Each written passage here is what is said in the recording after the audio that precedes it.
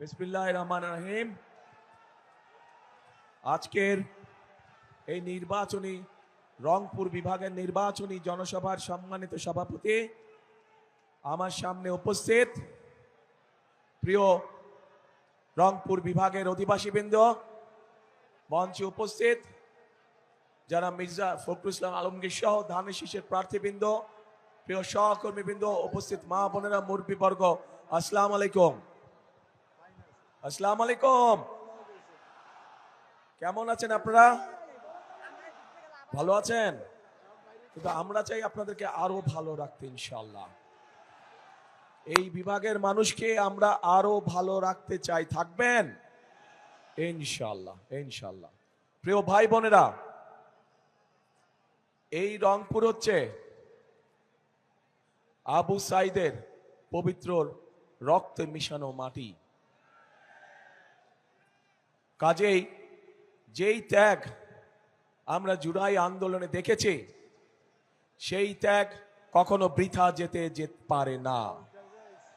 আমাদেরকে যে কোনো মূল্যে সেই ত্যাগের মূল্যায়ন করতে হবে। কিন্তু কিভাবে আমরা আবু সাইদের সেই জীবন উৎসর্গ, সেই ত্যাগকে আমরা মূল্যায়ন করব?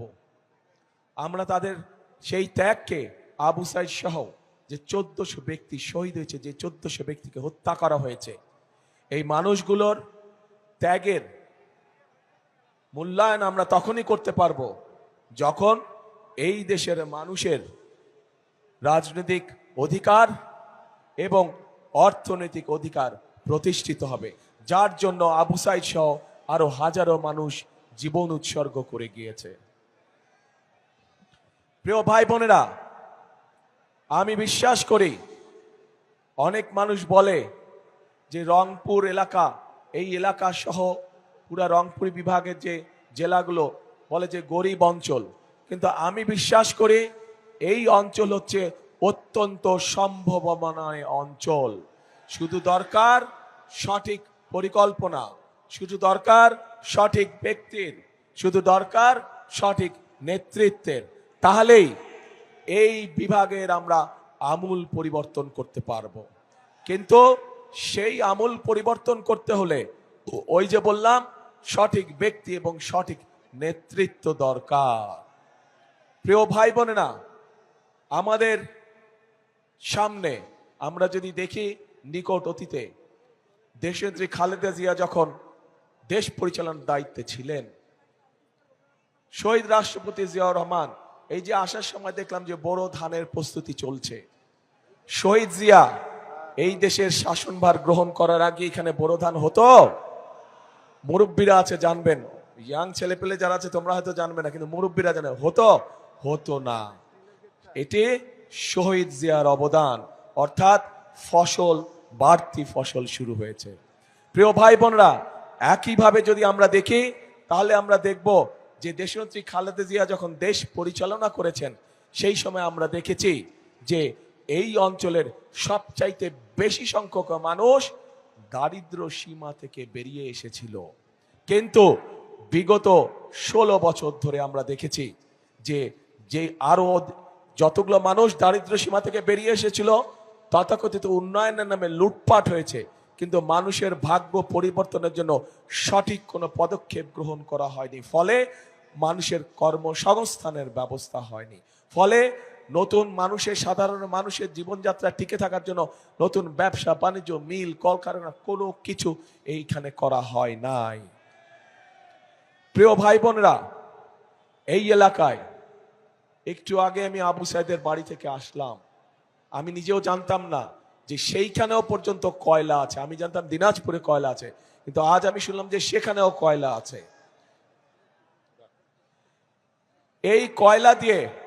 এই কয়লা যদি আমরা উত্তোলন করতে পারি, এই কয়লা দিয়ে আমরা অনেক কিছুর পরিবর্তন করতে পারবো। প্রিয় ভাই বোনেরা, আমরা সবাই জানি এই অঞ্চল হচ্ছে কৃষি প্রধান অঞ্চল। এই দেশের এই এলাকার মানুষ, ম্যাক্সিমাম মানুষ কৃষি কাজের সাথে জড়িত, এবং সেজন্যই আমরা দেখেছি যে বিগত 16 বছর যাবৎ সমাজের সব শ্রেণী পেশার মানুষের সাথে সাথে আমাদের কৃষক ভাইরাও কিভাবে অত্যাচার নির্যাতনের শিকার হয়েছে, কিভাবে কৃষিজাত পণ্য দ্রব্যের দাম মূল্য বৃদ্ধি হওয়ার ফলে কৃষকদেরকে বিভিন্ন সময় কষ্টের সম্মুখীন হতে হয়েছে। এবং সেই কারণেই আমরা হিসাব নিকাশ করে আমরা সিদ্ধান্ত নিয়েছি যে আগামী 12 তারিখে ইনশাল্লাহ ধানের শীষ সরকার গঠন করলে আল্লাহর রহমতে আপনাদের সমর্থন নিয়ে এই মুহূর্তে যাদের কৃষি ঋণ 10,000 টাকা পর্যন্ত আছে, আমরা সেই কৃষি ঋণ সুদ সহ ইনশাল্লাহ মওকুফ করব। সমগ্র বাংলাদেশে কৃষকদের 10,000 টাকা পর্যন্ত কৃষি ঋণ সুদ সহ ইনশাল্লাহ আমরা মওকুফ করব। প্রিয় ভাই বোনেরা, শুধু তাই নয়, এই এলাকার মানুষ স্বাভাবিকভাবে কষ্টে থাকার কারণে অনেক মানুষ আছে যারা বিভিন্ন সময় রেজিস্টার বিভিন্ন এনজিও থেকে ছোট ছোট ক্ষুদ্র ঋণ গ্রহণ করে থাকে না? অনেক মানুষ কিন্তু ছোট ছোট ঋণ গ্রহণ করেছে, ক্ষুদ্র ঋণ গ্রহণ করেছে তারা। আমরা সিদ্ধান্ত নিয়েছি যে ইনশাল্লাহ 12 তারিখে আপনাদের সমর্থনে ধানের শীষ 13 তারিখে সরকার গঠনে সক্ষম হলে পরে ইনশাল্লাহ আমরা এই যে ক্ষুদ্র ঋণ যারা রেজিস্টার্ড এনজিও থেকে গ্রহণ করেছেন, আমরা সরকারের পক্ষ থেকে এই ঋণ সেই এনজিও গুলোকে পরিশোধ করে দেব। আপনাদের পরিশোধ করা লাগবে না। এই অঞ্চলের মানুষকে সেই ঋণ পরিশোধ করা লাগবে না। প্রিয় ভাই বোনেরা, আমাদের এই এলাকাকে ঢেলে সাজাতে হবে, এই এলাকার মানুষের কর্মসংস্থান করতে হবে। এই এলাকায় প্রাকৃতিক সম্পদ যেরকম আছে, এই এলাকায় একই সাথে সবচেয়ে বড় সম্পদ কৃষি আছে। কাজেই আমরা যদি বাংলাদেশের খুলনা অঞ্চল, বাংলাদেশের চট্টগ্রাম অঞ্চল সহ ঢাকা অঞ্চল সহ যদি ইন্ডাস্ট্রিয়াল বেল্ট হতে পারে, তাহলে অবশ্যই কেন এই রংপুর বিভাগ সহ রংপুর, দিনাজপুর, ঠাকুরগাঁও, পঞ্চগড় এলাকায় কেন তাহলে কৃষিজাত পণ্যের ইন্ডাস্ট্রি হবে না? আমরা পরিকল্পনা গ্রহণ করেছি যে ইনশাল্লাহ 13 তারিখে বিএনপি সরকার গঠন করলে পরে আমরা কৃষিজাত পণ্যের যারা ব্যবসা বাণিজ্য করেন, যাদের ইন্ডাস্ট্রি আছে, তাদেরকে আমরা বিশেষ সুবিধা দেব, যাতে করে তারা এই এলাকায় এসে তাদের নতুন মিল ফ্যাক্টরি স্থাপনের কাজ শুরু করেন। তার ফলে এই এলাকার মানুষ কর্মসংস্থানের সুযোগ পাবে। শুধু তাই নয়, আমাদের দেশে বর্তমানে বহু তরুণ যুবক মানুষ আছে, যুব সমাজের মানুষ আছে যারা আইটিতে কাজ করে, যারা কম্পিউটার আইটিতে কাজ করে।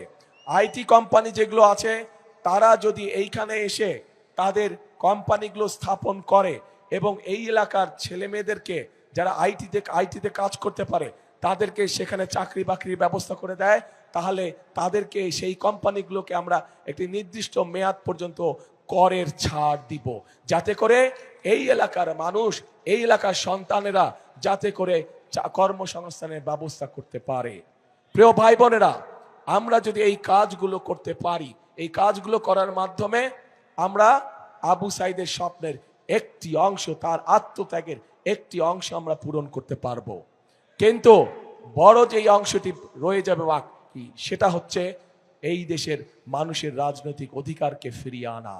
ঠিক, এই দেশের মানুষের অধিকারকে যদি ফিরিয়ে আনতে হয়, তাহলে আমরা একা পারবো না। কারণ 2024 সালে 5ই আগস্ট যে পরিবর্তন হয়েছিল, সেই পরিবর্তনের কোনো রাজনৈতিক দলের দ্বারা হয় নাই, কোনো নির্দিষ্ট কোনো রাজনৈতিক দলের দ্বারা হয় নাই। সেই পরিবর্তনে এই দেশের সকল ধরনের মানুষ, শ্রেণী পেশা নির্বিশেষে সকল মানুষ অংশগ্রহণ করেছিল বলেই সেদিন সেই পরিবর্তন সূচিত হয়েছিল।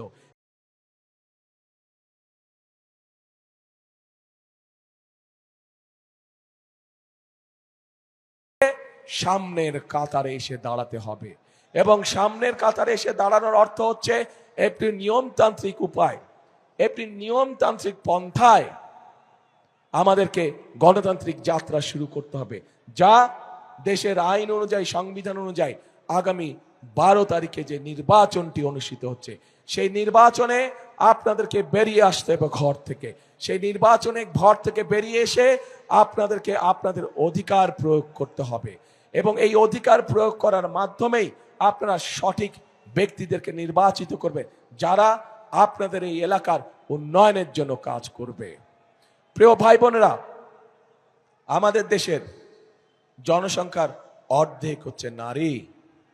এই অর্ধেক নারী সমাজকে আমরা যদি পিছনে ফেলে রাখি, সাথে না নেই, তাদেরকে যদি অর্থনীতির অংশে পরিণত না করি, তাহলে কোনোভাবেই দেশকে সামনে এগিয়ে নিয়ে যাওয়া সম্ভব নয়। সম্ভব হবে? হবে না।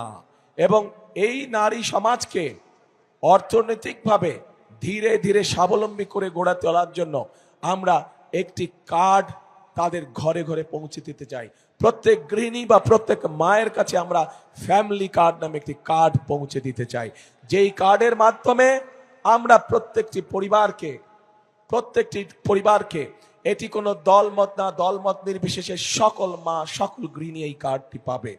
এই কার্ডের মাধ্যমে আমরা তাদেরকে, তাদের হাতে, সেই মায়েদের হাতে, সেই গৃহিণীদের হাতে প্রতি মাসে আমরা একটি সহযোগিতা পৌঁছে দিতে চাই, যার মাধ্যমে তারা ধীরে ধীরে স্বাবলম্বী হয়ে উঠতে পারে। ধীরে ধীরে অর্থনীতির উপরে তাদের একটি নিয়ন্ত্রণ প্রতিষ্ঠিত হতে পারে, যার মাধ্যমে তারা ব্যবসা বাণিজ্য, সন্তানের লেখাপড়া, সন্তানের স্বাস্থ্য, সকল কিছু নিজের মতন করে দেখভাল করতে পারে। প্রিয় ভাই বোনেরা, শুধু মা বোনদের জন্য নয়, শুধু তরুণ সমাজের সদস্য বা যুব সমাজের সদস্যের কর্মসংস্থানের ব্যবস্থা নয়। আমি একটু আগে কৃষক ভাইদের 10,000 টাকা পর্যন্ত কৃষি ঋণ মওকুফ করার কথা বলেছি। এটার পাশাপাশি আমরা আরেকটি কাজ করতে চাই, সেটি হচ্ছে আমরা প্রত্যেক কৃষক ভাইয়ের হাতে, মাদের কাছে বা গৃহিণীদের কাছে যেমন ফ্যামিলি কার্ড পৌঁছে দেব, ঠিক কৃষক ভাইদের কাছে আমরা একইভাবে কৃষি কার্ড নামক একটি কৃষি কার্ড পৌঁছে দিতে চাই।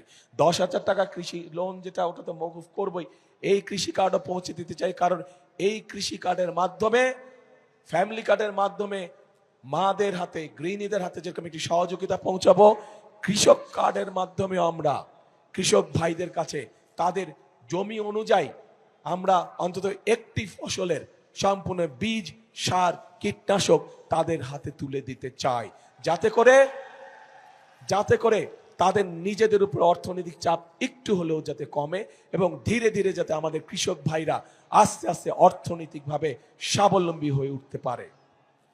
প্রিয় ভাই বোনেরা, এখন এই পরিকল্পনাগুলোকে যদি বাস্তবায়ন করতে হয়, আমরা তো বাস্তবায়ন করব আল্লাহর রহমতে। আপনাদের সমর্থন নিয়ে আমরা সরকার গঠন করে আমরা একটা পরিকল্পনা বাস্তবায়ন করব, কিন্তু সেই পরিকল্পনা বাস্তবায়নে আপনাদের সাহায্য ছাড়া তো করতে পারবো না আমরা। আমাদের সংক্ষেপে আমাদের কয়েকটি পরিকল্পনার কথা আপনাদের সামনে তুলে ধরেছি। এখন আমি আপনাদের কাছে জানতে চাই, আমার জানতে ইচ্ছা করছে, আমাদের পরিকল্পনাটা বললাম, প্রিয় ভাই বোনেরা, আপনাদের পরিকল্পনাটা কি? হ্যাঁ, শুনি না। আরে ভাই, শুনি না তো, আপনার একটু জোরে বললে শুনি। রাইট, ধানের শীষ কবে? হ্যাঁ, কবে? 12 তারিখ। কখন যাবেন? একদম ফজরের ওয়াক্তে গিয়ে ফজরের সময় ওখানে জামাত আদায় করতে হবে, যাতে করে ওই 16 বছর যেমন নিশিরাতের নির্বাচন হয়েছিল, আমরা এবার আর করতে দেব না। 16 বছর যখন আমুর নির্বাচন হয়েছিল, আমরা এবার করতে দেব না। এবার হচ্ছে জনগণের পালা। জনগণ এবার সিদ্ধান্ত নেবে তারা কি করবে। কাজেই জনগণ, সকল মুসলমান, হিন্দু, বৌদ্ধ, খ্রিস্টান, যে যেখানে আছেন, সকল ধরনের মানুষ যারা ভোটার, প্রত্যেকে ভোরবেলায় গিয়ে ভোট কেন্দ্রের সামনে লাইন দিয়ে দাঁড়াতে হবে, যাতে করে কেউ কোনো ষড়যন্ত্র করতে না পারে। সতর্ক থাকতে হবে। প্রিয় ভাই বোনেরা, আরেকটি গুরুত্বপূর্ণ বিষয় আছে। আপনাদের নিশ্চয়ই মনে আছে, আজকে থেকে প্রায় 2.5 বছর আগে যখন স্বৈরাচার এই দেশের মানুষের কাঁধের উপরে চেপে বসেছিল, সেই সময় বিএনপি সংস্কার প্রস্তাব দিয়েছিল দেশের মানুষের সামনে। 31 দফা সংস্কার প্রস্তাব মনে আছে? 31 দফা সংস্কার প্রস্তাব মনে আছে আপনাদের? জানেন তো? আচ্ছা, পরবর্তীতে আমরা কি দেখলাম, যে বর্তমান সরকার যখন আসলো, অন্তর্বর্তীকালীন সরকার এসে তারা একটি সংস্কার কমিশন করলো এবং বাংলাদেশের প্রায় কম বেশি রাজনৈতিক দলগুলোকে সেখানে আহ্বান করলো, আমরাও গিয়েছি সেখানে, আমরা আমাদের সংস্কার প্রস্তাব আমরা দিয়েছি এবং মোটামুটি ভাবে সংস্কার প্রস্তাব যেগুলো আমরা দিয়েছি, যা আমরা জনগণের সামনে অনেক আগে উপস্থাপন করেছিলাম, সেইগুলাই কম বেশি ভাবে তারাও দিয়েছে। হতে পারে কোনোটি ব্যাপারে আমাদের সাথে কিছু কিছু দ্বিমত আছে, কিন্তু আমাদের সাথে যদি কোনোটির ব্যাপার দ্বিমত থাকে, আমরা কোনো লুকো ছাপা করিনি। আমরা জনগণের সামনে প্রকাশ্যে বলেছি যে কোনটিতে আমরা সম্মত দিয়েছি এবং কোনটিতে আমাদের কিছু ডিসএগ্রিমেন্ট আছে, প্রকাশ্যে বলেছি। এখানে কোনো লুকো ছাপার কোনো বিষয় নাই। এখন প্রিয় ভাই বোনেরা, এই যে 12 তারিখে যে আপনারা আপনাদের পরিকল্পনা সফল করতে যাবেন, একই সাথে আরেকটি কাজ করতে হবে। এই যেই অধিকার ফিরানোর জন্য আবু সাইদ নিজের জীবনকে উৎসর্গ করেছে, চট্টগ্রামে ওয়াসিম নিজের জীবনকে উৎসর্গ করেছে, এরকম হাজারো মানুষ যারা নিজের জীবনকে উৎসর্গ করেছে, তাদের মানুষের ভোটের অধিকার, কথা বলার অধিকার, অর্থনৈতিক অধিকার প্রতিষ্ঠার মাধ্যমে যেমন তাদের এই জীবন উৎসর্গকে আমরা মূল্যায়ন করতে পারবো, একইভাবে তাদের জীবন উৎসর্গকে মূল্যায়ন করতে হলে আমরা যে জুলাই সনদে স্বাক্ষর করেছি, সেই জুলাই সনদকেও আমাদের সম্মান করতে হবে। এবং সেজন্যই আপনাদের সকলকে অনুরোধ করব যে ধানের শীষে যেমন সিলটা দিবেন 12 তারিখে, একই সাথে আপনাকে যে দ্বিতীয় ব্যালট পেপারটি দিবে হ্যাঁ এবং না, সেখানে হায়ের পক্ষে দয়া করে আপনারা রায় দিবেন। মনে থাকবে তো প্রিয় ভাই বোনেরা? 5 তারিখে, অগাস্টের 5 তারিখে পরিবর্তন হয়েছে দেশের মানুষ পরিবর্তন চায়। কি পরিবর্তন? ফ্লাইওভার হবে বড় বড়, বিল্ডিং হবে বড় বড়, ঠিক আছে, হলে হবে, কিন্তু মানুষ তার নিজের ভাগ্যের পরিবর্তন চায়। মানুষ চায় কর্মসংস্থান, মানুষ চায় নিরাপদে রাস্তা দিয়ে হাঁটবে, মানুষ চায় নিরাপদে রাতে বাসায় ঘুমাবে, মানুষ চায় নিরাপদে যে যার চাকরি বাকরি ব্যবসা বাণিজ্য সব কাজ কারবার করবে, তাই তো? কাজে সেই নিরাপদ ব্যবস্থা যদি তৈরি করতে হয়, তাহলে আপনাদেরকে সমর্থন লাগবে। আপনাদের সমর্থন থাকলে সেই নিরাপদ ব্যবস্থা ইনশাআল্লাহ বিএনপি বাংলাদেশে প্রতিষ্ঠিত করতে পারবে।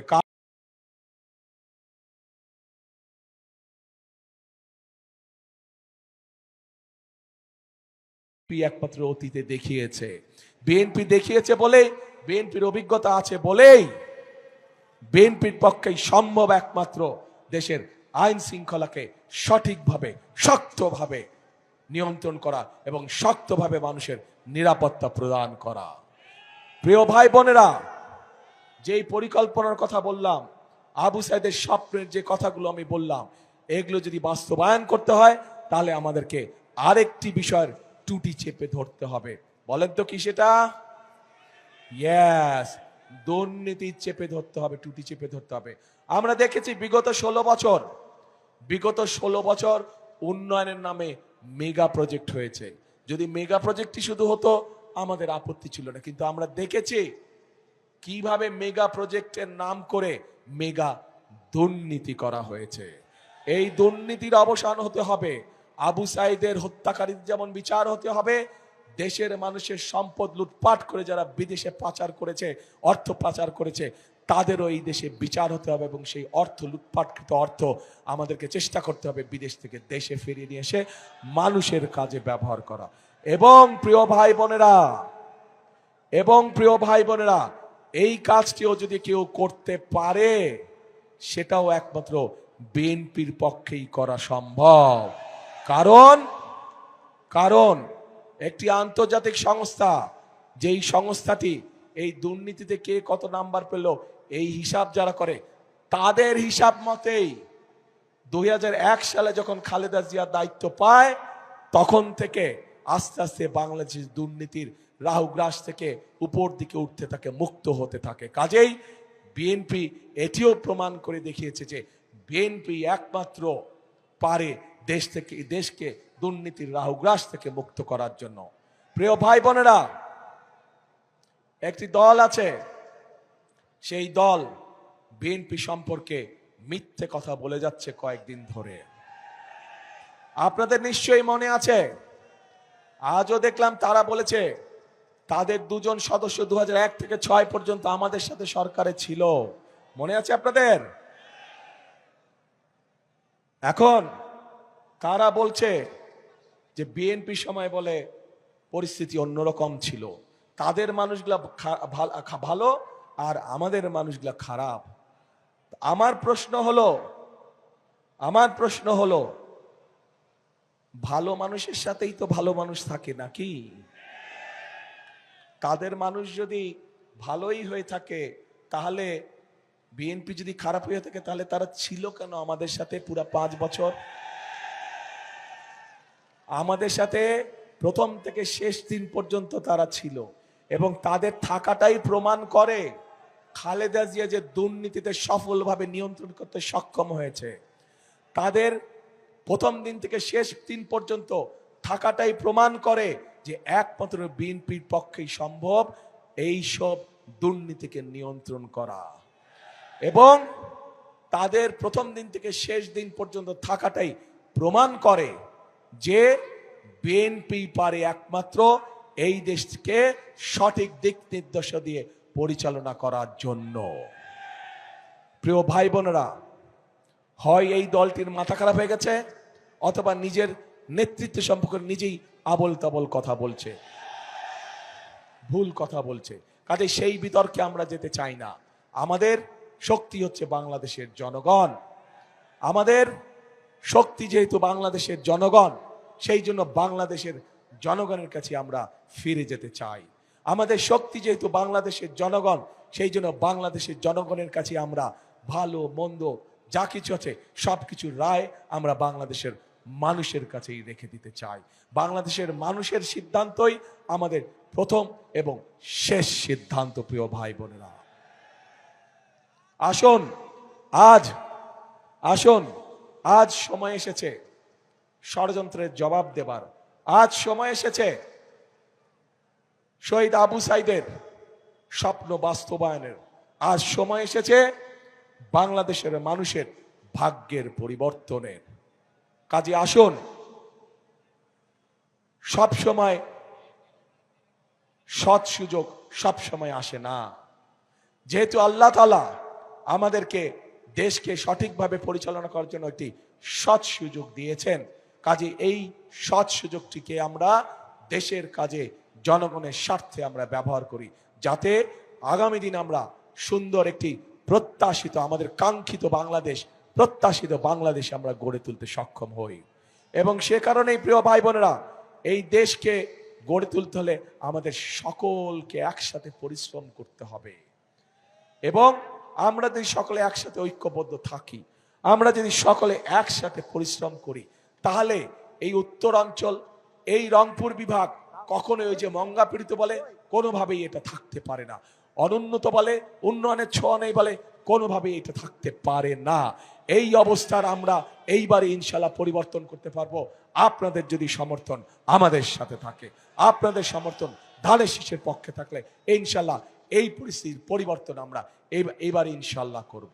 সেজন্যই প্রিয় ভাই বোনেরা, কথা আমি একটাই বলি, কথাটি আপনারা শুনেছেন, তারপর আপনাদের সামনে বলতে চাই। কি সেই কথা? সেই কথাটি হচ্ছে করব কাজ, কি করব কাজ সবার আগে বাংলাদেশ, করব কাজ করব দেশ, সবার আগে বাংলাদেশ। বাংলাদেশ ভালো থাকলেই ইনশাল্লাহ মানুষ ভালো থাকবে।